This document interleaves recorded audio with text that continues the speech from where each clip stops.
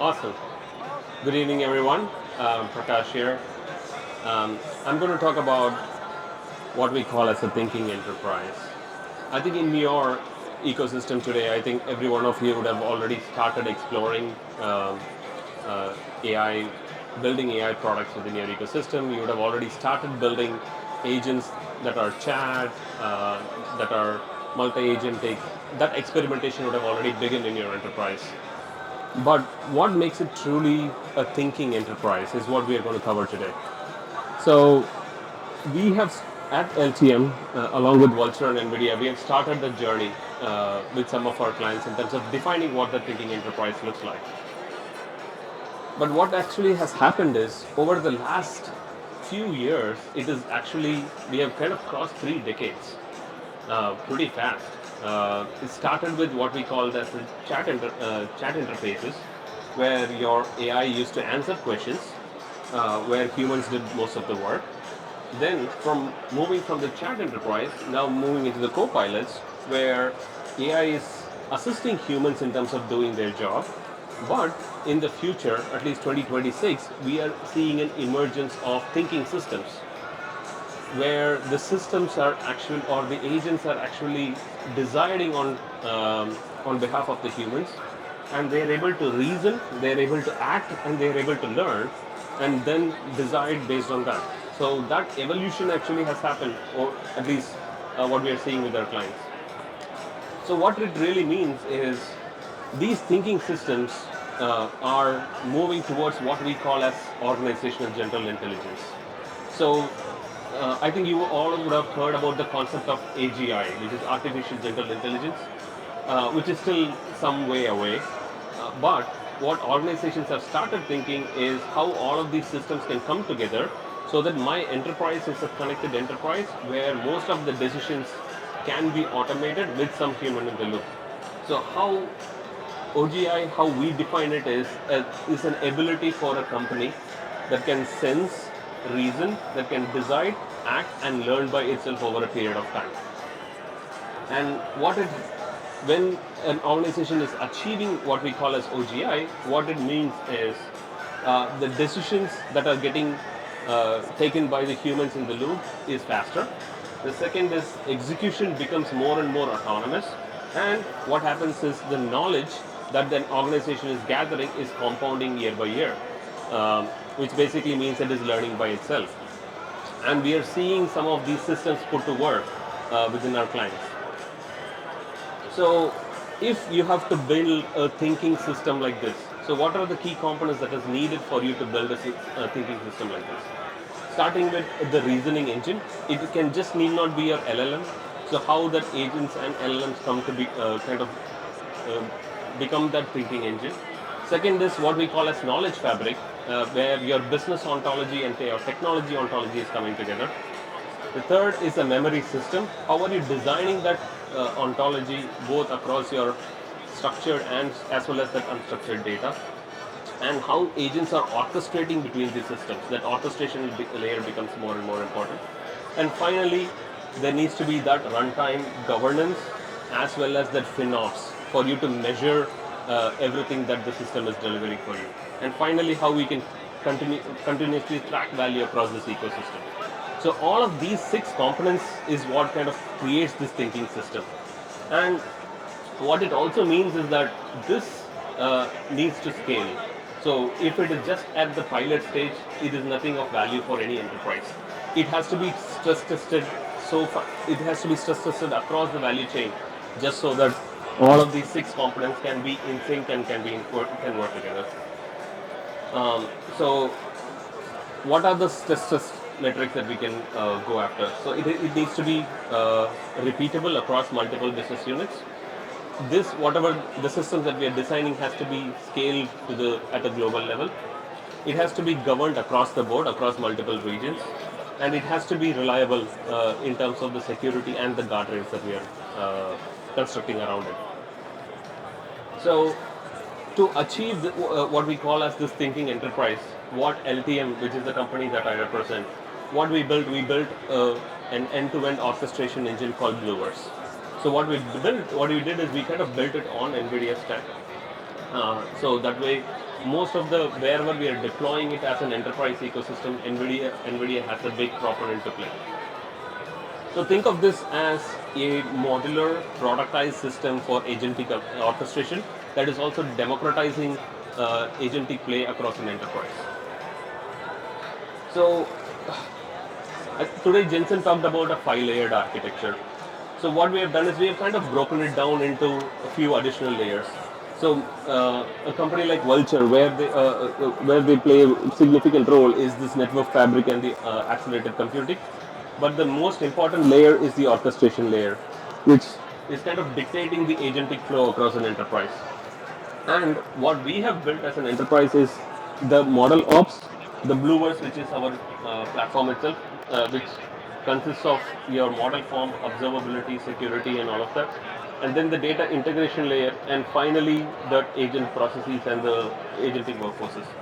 So where we are seeing a lot of traction is these end-to-end processes where organizations need answers for. And I'll show you a short demo as well in terms of what that agentic orchestration can look like. So this is just like a high-level layered flow, right? If I do a double click, this is how the functional architecture looks like. If any enterprise wants to build an end-to-end agentic platform and orchestration, these are all the functional components that an enterprise needs to build for it to scale across an enterprise across multiple other business units.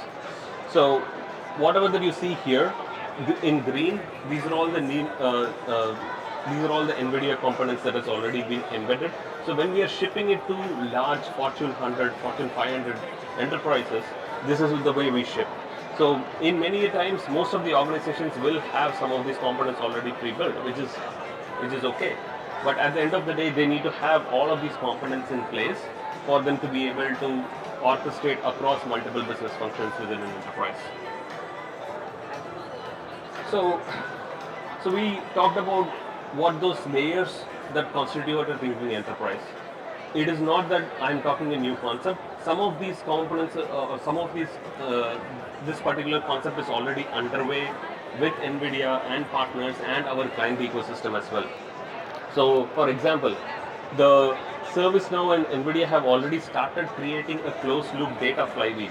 What it means is like a compounding value chain of that orchestration that can be achieved wherever ServiceNow is getting deployed and wherever NVIDIA is getting deployed. Similarly, other clients have also started, including Klarna, Walmart, Morgan Stanley, where an end-to-end value chain or a business process is completely agentified. So just think of this as one process, right? Like think of this when it is expanded across multiple processes. That's when you are able to scale across the larger organization. I'm just going to show a quick example. It's loud here. The video, the voiceover will not be able. You will not be able to hear. So I'll explain it as we kind of walk you through that example. So this is one live example which is in production. So this is for an industrial manufacturer. So what we did is we made this end-to-end day sales outstanding or that accounts receivable product agentic. What it means is money is getting locked within for an enterprise, and how we can make that end-to-end flow agentic, so that way we are able to unlock the value, business value for our clients.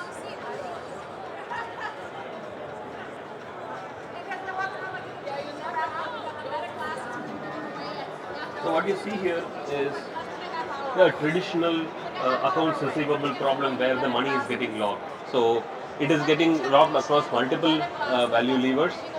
What we have to make sure is we are unlocking that end-to-end process through agentic AI. So that way we are basically making sure that the money that is getting locked, we are able to release it to an enterprise. And as you can see here, so what we were able to do is make that product, like make that end-to-end accounts receivables agentic. So every order, every customer, and every invoice where it is getting blocked, how we are able to make it more and more automated and more and more action-oriented by generating the invoice, doing a follow-up call, and so on and so forth. As you can see here, the open AR, which is like 54 million, how it is kind of broken down across multiple disputes, how agents are actually working in an ambient mode to be able to detect where every process is getting stuck, creating those actions with some human in the loop across that end-to-end value chain.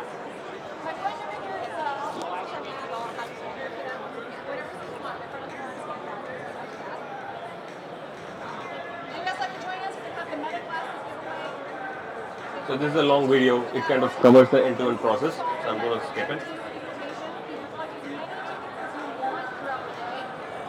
So if we are building one process, which is what I showed. So how we can scale it across multiple processes, right? How we can build operating rules across an enterprise so that we can scale some of these use cases for a larger enterprise. So what we have learned, at least in the process, is always start with that end-to-end, mapping that end-to-end current state process and what that reimagined business process looks like. Second is, can you build a knowledge fabric that basically becomes your fundamental data layer to be able to build agents on top that also carries all the intelligence. The second is how you can start shipping some of the guardrails and evaluations from day one so that it is not an afterthought across once you get into production. So how you can scale through productization and not through projects. So whenever you're shipping an end-to-end process, think of that as a product that you're shipping and not necessarily a project that you're executing. And finally, the value realization through that end-to-end flywheel. So it is always has to compound. So whatever that we are building always has to compound in terms of the value. So what that flywheel looks like, what are the KPIs that we need to measure and track. So finally, what I will do is I'll leave you with the thought, right? Every enterprise is going to go towards that what we call as OGI, which is organizational general intelligence. So what it means is that organizations at some point can sense, reason, act, and learn across the value chain when we are connecting those end-to-end processes. Second, the architecture that I showed you, so that architecture is already ready. It is powered by NVIDIA's AI Factory plus Vultr Stack plus the BlueVerse ecosystem that we have built. All we are doing as a company is building that operating system on top of that. And finally, the path is, at least for these large enterprises, is clear in terms of how we can prove first, how we can industrialize, multiply, and eventually compound through that flywheel.